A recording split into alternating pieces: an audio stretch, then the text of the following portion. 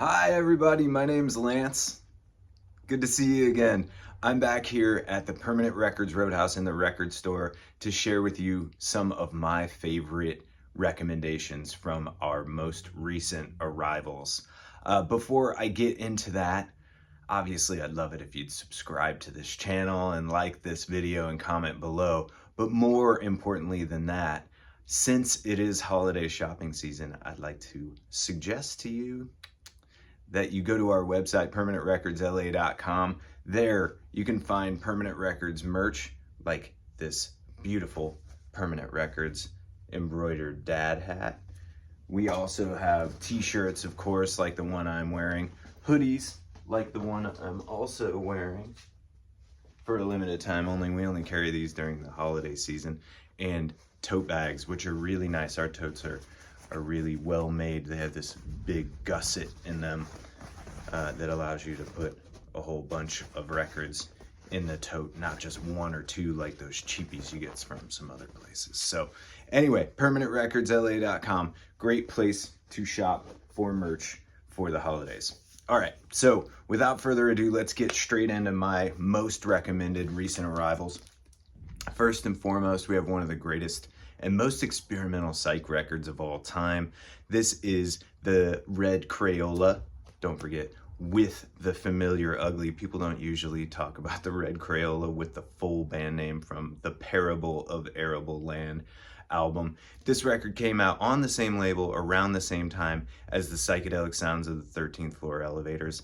It's just as interesting, I think. It's far more experimental, but it doesn't have the backstory that the Rocky Erickson story of the 13th Floor Elevators does.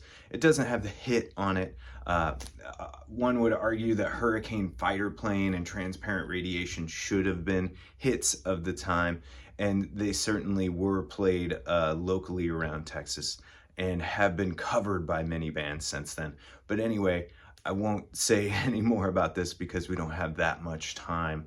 But the Parable of Arable Land by Mayo Thompson and his Red Crayola is absolutely worth your attention, especially if that album artwork is grabbing you. All right, next up, a very hard pivot into the world of rock and roll from the late 80s and early 90s. This is an original pressing on Music Maniac of Crack in the System by Dead Moon. Jed from the Zigzags and I talked about Dead Moon in our most recent video where I interview him at the bar. Less of an interview, more of a casual conversation where I pick his brain about how he feels about things. Anyway, Dead Moon features Fred Cole and Tootie Cole and Andrew, I can't remember his last name, on drums. Fred Cole was also in the Lollipop Shop and the Weeds and Zipper and the Rats and so many other great bands over the years. He is a rock and roll, sadly is a rock and roll legend and has sadly passed. But we got a OG Dead Moon Crack in the System that had to be featured in my recommendations. Those of you into the harder edge side of industrial and or no wave, experimental rock and roll essentially is what we're talking about when we talk about that. You got to check out the Swans, Michael Jarrah, Jarboe, Thor, etc. Those are the band members' names. Michael Jarrah runs Young God Records now. He has had an extensive solo career at this point, but got his start back in the Swans in New York back in the 80s. And those records are pretty hard to come by. Also in the same tip, this one kind of splits the difference between Dead Moon and Swans, I think. Cosmic Psychos, such a great band. If you like noise rock from the late 80s and early 90s and bands like Feed Time, also an Australian band, you got to check out this Cosmic Psychos stuff. It's fantastic, just really burly, noisy rock and roll. Not terribly dissimilar from something like Jesus Lizard, but definitely its own thing and fully badass. This album's called Go the Hack. It's on colored vinyl. This is an original pressing on Sub Pop. And yeah, I mean, 1989, yeah. Also, there's a great documentary about the Cosmic Psychos that I highly recommend you check out. Pivoting, yet again, I have very eclectic taste, so what can I say? Fans of the Talking Heads, if you're not already familiar with the Tom Tom Club, and you probably already are, so I won't say too much about this. Chris and Tina from the Talking Heads, this was one of their side projects. Maybe there's another one, but this is the side project of the Talking Heads, and this is the debut Tom Tom Club album. This album always puts me in a good mood. It's super danceable, but yet arty and just very creatively done. Just the more I age, the more I love that album. It just always puts me in an amazing headspace. All right, Silverhead. This is a glam album that does not get talked about very often, and it features the one and only Michael DeBar on lead vocals. He's an amazing guy. He's an actor, a musician, and a Roadhouse regular. He's been here at the Permanent Records Roadhouse many times. And yeah, we don't see these records very often. And I figured I'd throw it out there. If you like T-Rex and glam of the mid to late 70s, then Silverhead should be on your next playlist. All right, this is a classic, the legendary Nuggets compilation series, curated by the legendary Lenny Kaye of the Patti Smith Group. Anyway, if you're looking for a gateway drug into mid to late 60s garage and psych, you can do almost no better than Nuggets. This is where compilations of this sort and things like Brown Acid began. You know, weirdly, some of these tracks, this originally came out in 1972. This is a later pressing of it, but this compilation came out in some cases just a handful of years after these records were released in the first place. And that's pretty unusual. For Brown Acid, we're mining material that's 40 and 50 years old in a lot of cases. And anyway, kudos to my buddy Lenny Kaye. His Nuggets series lives on. And if you don't already have this is a double LP. This record's $20 and worth every single penny.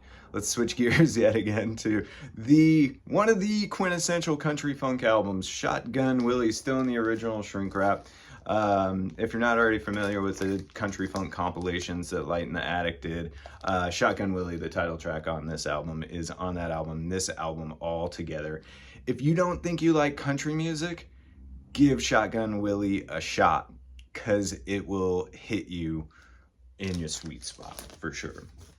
All right, pivoting to a slightly more rare variety. This is a still sealed original pressing. When did this come out originally? 1975, I think.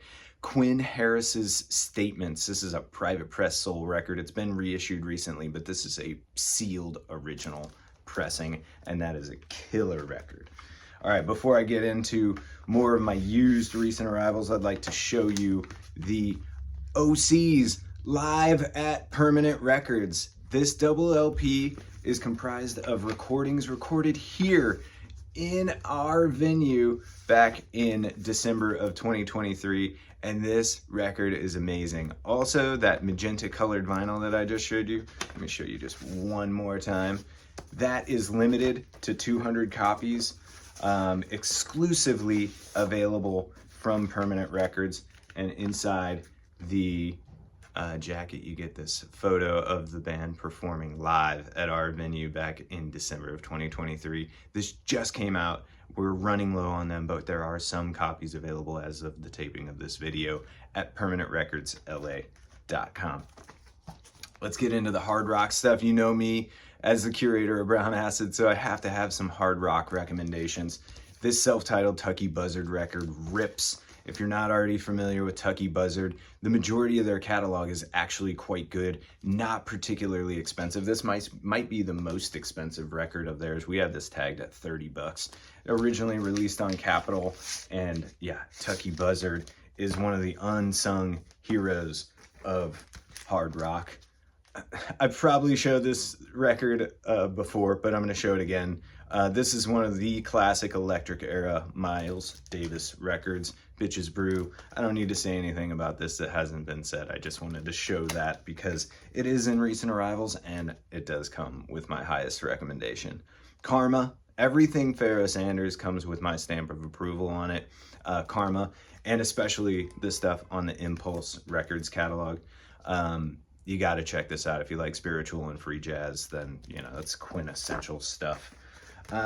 Another very, very hard pivot, Asia by Steely Dan. This is a classic rock album of the yacht rock variety. And I'm showing this not because I recommend it, even though I do, but because I just watched the yacht rock documentary that's streaming on Max.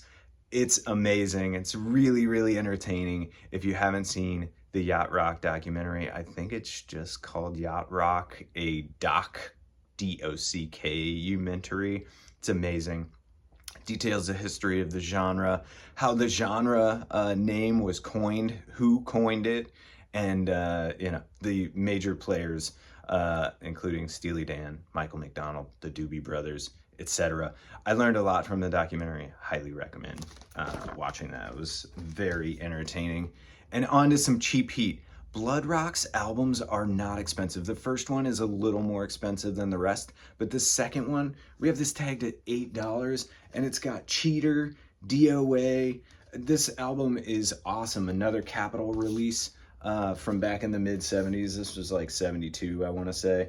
But anyway, Blood Rock rips, and yeah, if you don't already have any Blood Rock, this is a great place to start without a high entry price. Look at that album cover, and even the back is so sick too. Anyway, yeah, go listen to DOA by Blood Rock if you want to hear what I'm talking about. Frigid Pink, this is another early 70s hard rock band that does not get talked about very often. This one, Defrosted, and the first one. There's another one called Earth Omen. All the Frigid Pink records deserve more attention than they actually get. And check out that album art, it's so good. The band members trapped on a block of ice, and the back is super striking as well. The Pink self-titled album will always jump out of the bins at you, and you don't see this one very often too, and it's got that kind of metallic blue album art on it as well. Let's pivot even harder. Maybe I should organize these better next time. Maybe not. Let's just jump. You're jumping around inside my brain right now. Elliott Smith, one of the greatest songwriters of my generation, I think. He was such a talented guy, and we lost him far too early. EXO is one of his classic records, and we happen to have a used copy of this in the bins at the moment. This is a reissue I'm playing, not an original pressing, but still amazing. And there you have it, right there on the back, recorded by our buddy Rob Schnaff, who has a studio called Mant right up the street from the Permanent Records Roadhouse. He is a regular here at the bar, and we love Rob and all of the work that he has done, most recently with Kurt Vile and X, the LA punk band, but also going back to working with Beck in the early days, and Elliott Smith, obviously. Rob, you're a legend, my friend. If you want some seriously hard and heavy Sabbath-influenced rock and roll, might I recommend this Iron Claw double LP. We try to keep this in stock as long as it's in print. It comes and goes out of print, becomes collectible or expensive, I should say, online. At times, this reissue has sold. The reissue of this has sold for hundreds or over $100 on Discogs anyway. These recordings never came out back in the day. Oh, and I have two copies here because we have one that is limited edition on blue vinyl, limited to 100 copies, and the regular edition on black. The black vinyl version's only 33 bucks. The blue one we have tagged at 80. Anyway, this stuff never came out back in the day. It's a collection of 16 original studio tracks that documents the existence of this band from 1970 to 1974. As it says here on the hype sticker, if you like things like Tear Gas, Leaf Hound, Jerusalem, Ancient Grease, Toad, Incredible Hog, and Elias Hulk, and the aforementioned Black Sabbath, check out this Iron Claw record. It comes with my highest recommendation. Another very, very hard pivot, Joanne Kelly. This looks like a folky singer-songwriter record, right? I thought so at first until I put the needle on the first copy of this I found many, many, many years ago. And I thought I was listening to a classic country blues album. Joanne Kelly has the voice of an old black man. I apologize if that's not PC, but that's what it sounds like to me. It sounds like you're listening to an OG blues artist from back in the pre-war era. It's absolutely amazing. If you like stuff like Muddy Waters and Howlin' Wolf, go check out Joanne Kelly, even though this record may not look like those records. Never judge a book by its cover, and never judge a record by its jacket. Classic krautrock album here, and this isn't krautrock in the traditional sense, in the sense of Can or Neu or the motoric beat side of krautrock. This is just a German rock band getting really experimental, but doing it in a way that kind of reminds me at times of Relatively Clean Rivers. It's got a little bit of a folky thing. Gia, or Gilla, whatever. Gila is how I would pronounce it. Bury My Heart at Wounded Knee is a really, really great album that kind of reminds me a little bit of Agitation Free at times. It's experimental, but it stays very focused for the most part. Yeah, go check out the opening track, This Morning, immediately. It's the best track you'll ever wake up to, and the album takes you on a very psychedelic journey through early 70s Germany, 1973. Also kind of on that same tip, but in the more modern era. Well, this record's probably about 15 years old, if not older at this point. Man, we carried this record brand new when it first came out, as we did with all the other Not Fun records. Not Fun was an amazing record label. I don't think they're doing much of anything actively these days, but they were putting out some of the best underground music at the time. Magic Lanterns, High Beams is one of my favorite releases on the label. This is an instrumental, mostly instrumental. If there are vocals, they are buried deep in the mix. Hypnotic, lo-fi, blown out, psychedelic jam fest. It's absolutely amazing, and it will get your head nodding just like this for 40 minutes straight. It's a stunning, stunning record, and not for the faint of heart. It's definitely not an accessible album, but if you like really lo-fi, blown out, experimental, psychedelic rock, you should definitely listen to that album. All right, here's a classic of the Private Press, Enjoy the Experience / Feel the Music ilk. Paul Major discovered this record. It's got a very, very long and storied history. This is just a reissue of it, and it is one of a kind. This is an outsider Private Press album that has to be heard to be believed. Again, not for the faint of heart, but it is really, really interesting. And if you're looking to kind of figure out what it is that people like about weird sounding records, this is a really great place to start. That record's especially endearing. And then here is one that is a lot more accessible. This is Jesse Ed Davis's Uhulu. Jesse Ed Davis is an amazing musician, and he did at least 3 solo records back in the early 70s. This record's fantastic. It's got kind of a country rock thing going on, but it also has elements of Leon Russell, and more importantly to me, some swamp rockiness to it. There's a little bit of a Dr. John vibe going on, especially on the first track on either side of this album. Red Dirt Boogie Brother is a highly recommended track, and a good place to start if you want to check out Jesse Ed Davis's catalog. All right, and then of course we got this scanner beeping in the background. I'm not really sure why, but not exactly recent arrivals, because some of these have been around for a week or two, a month or two in some cases. But I pulled a few things out of my picks section here in the shop. I have an employee picks section, as do all of the other members of the team. This is one of my favorite records that's in the shop right now. This is a killer 1981 Southern rock record out of DeLane, Florida, near Jacksonville. Original pressings of this are about $200 or so, and we did a reissue on Writing Easy Records if you like the harder rock side, the harder edge side of Southern rock. that's for you. If you like the softer side of Southern rock, might I recommend Southern Steel, Get On Through. This is a reissue of their 1975, I believe. I'm spacing on the number. No, 74. Also out of Florida. A lot of killer rock out of Florida in the mid 70s. You know, Jacksonville was the Mecca, so there was a lot of stuff going on right around that area at that time. Highway, this is a 1975 hard rock record out of Minnesota. This is absolutely incredible stuff. What more can I say about it that I haven't in previous videos?